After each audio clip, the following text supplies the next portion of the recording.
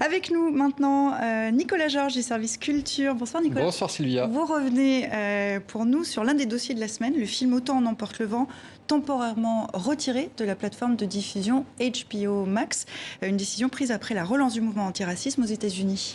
Autant en emporte le vent, c'est un film aux 10 Oscars qui est sorti en 1939, une adaptation du roman du même nom de Margaret Mitchell, paru 3 ans plus tôt. Une histoire d'amour au milieu du 19e siècle sur fond de guerre de sécession. Voilà pour ceux qui ne connaissent pas exactement ce film. Alors pourquoi ce retrait plus de 80 ans après sa sortie? Eh bien, selon l'un des responsables de la plateforme HBO, le film présente des préjugés et des stéréotypes ethniques et raciaux. Il faut dire qu'il a souvent été critiqué pour sa vision très édulcorée de l'esclavage, avec notamment du personnel de maison dépeint comme satisfait de son sort. C'est en tout cas une décision saluée par Tim Goschel. Il est critique de cinéma aux États-Unis. Écoutez. J'ai toujours regardé ce film à travers les yeux d'un homme noir et d'un critique de film qui se trouve être noir. Donc tous les problèmes du film ont toujours été évidents pour moi et pour la plupart des personnes noires qui le voient. Ça a toujours été problématique et je n'ai jamais vraiment réussi à comprendre pourquoi la critique moderne n'a jamais pu simplement regarder le film et le voir pour ce qu'il est. Une description misogyne et quelque peu raciste des Noirs dans le sud des États-Unis avant la guerre de sécession.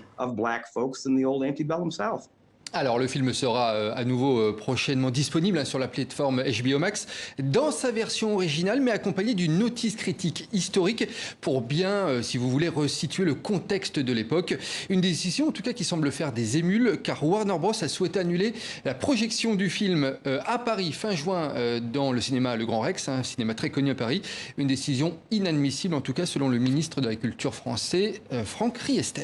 Alors Nicolas, ce qu'il faut dire aussi, c'est que c'est pas le premier film à être sous le feu des critiques, ouais, de loin savez, pas. Oui, exactement. Vous savez, il y a beaucoup de westerns, surtout les plus anciens, les westerns américains, qui ont souvent été accusés de racisme envers les Indiens. Et puis, assez étonnant, les classiques Disney des années 30 sont régulièrement taxés de racisme ou d'appropriation culturelle, notamment envers les membres de la communauté noire ou des Indiens, là encore. Alors c'est le cas, par exemple, de Dumbo, de Peter Pan, La Belle et le Clochard ou encore Le Livre de la Jungle.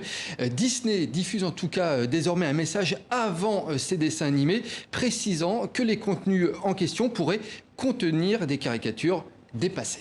Alors, le cinéma, oui, mais il y a aussi la BD. Tintin est souvent accusé de racisme, notamment l'album Tintin au Congo, un album qui est sorti en 1936. Oui, on en parle souvent de cet album de Tintin. C'est l'une des aventures les plus vendues de la collection. Là aussi, plusieurs associations en France et en Belgique estiment que c'est un ouvrage raciste, marqué par le colonialisme, mais aussi qu'elle donne une mauvaise image des Africains. Plusieurs fois, la justice belge a été saisie d'ailleurs pour trancher sur la question. En 2012, elle avait rendu son verdict. Non, la BD n'est pas raciste et avait autorisé la poursuite de sa vente. Merci Nicolas.